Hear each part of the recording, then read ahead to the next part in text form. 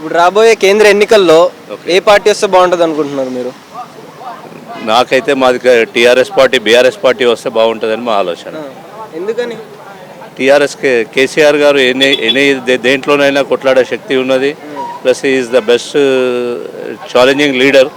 కొట్లాడగలుగుతాడు ఏ విషయంలోనైనా. సో నీళ్ళు అనేది కాళేశ్వరం ప్రాజెక్టు పెద్ద ఎత్తున చేసిండు కాబట్టి he will do anything.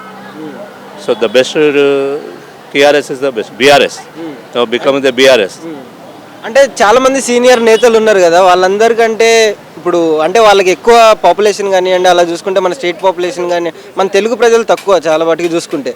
Hindi వాళ్ళు అంటే వాళ్ళ లాంగ్వేజ్ ఉన్న వాళ్ళు చాలామంది ఎక్కువ ఉన్నారు. ఇప్పుడు దానివల్ల ఇప్పుడు మనం బీజేపీని కాంగ్రెస్ని దాటుకొని బీఆర్ఎస్ అంత దూరం వెళ్ళగలదు అంటారా? అది టఫ్ పొజిషన్. మీరు అన్నది క్వశ్చన్ కరెక్టే. But challenging is the best way. ఇప్పుడు నుండి ట్రై చేస్తే ఈసారి కాకుండా నెక్స్ట్ టైం వరకు అన్నా we will do the best.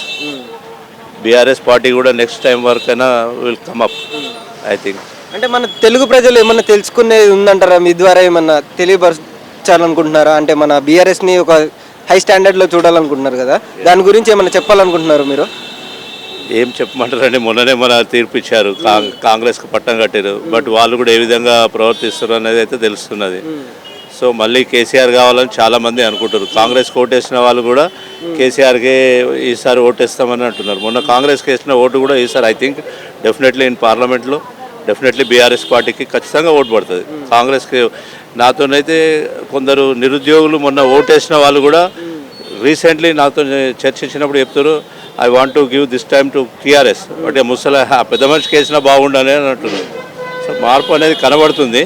Congress అంత పెద్ద అచీవ్మెంట్ అయితే కనబడదు. But BRS will get good seats.